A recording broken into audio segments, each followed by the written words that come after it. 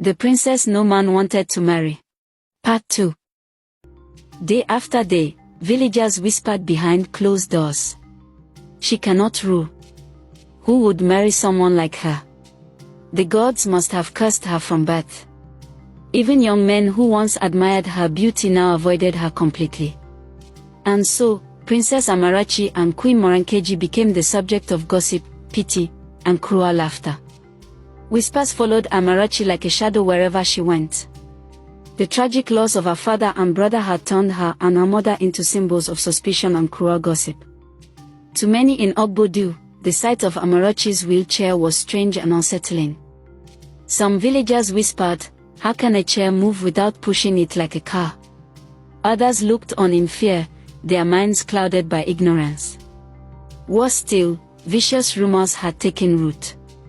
Some said that Queen Morankeji, in her sorrow and silence, had poisoned her husband and son in a bid to crown her daughter queen.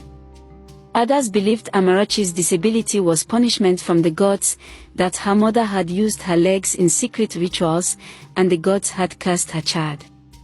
But Amarachi refused to crumble. She believed that if she married, it would silence the whispers, clear her mother's name, and restore her as the rightful heir to the throne. She still loved Ogbodu with all her heart and was passionate about its future, even though its people saw only her limitations. "Once I'm married, everything will change," she often whispered to herself after hearing the villagers' cruel words.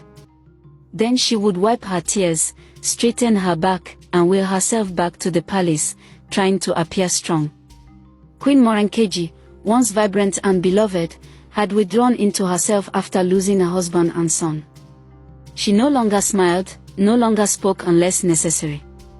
That left Amarachi to face the stares, the mockery, and the loneliness on her own. One fateful morning, Amarachi overheard the palace servants talking.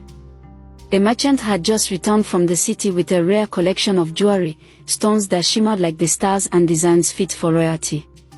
It reminded Amarachi of the times when she used to visit the market with her father. He would buy fine perfumes and handcrafted jewelry for her mother, and every time, Queen Morankeji, her mother, would blush and smile like a young bride again. But since the king's passing, no one had given her mother a single gift. Amarachi thought about sending a maid, but the thought unsettled her. What if she chooses the wrong piece? What if it doesn't suit Mama's taste?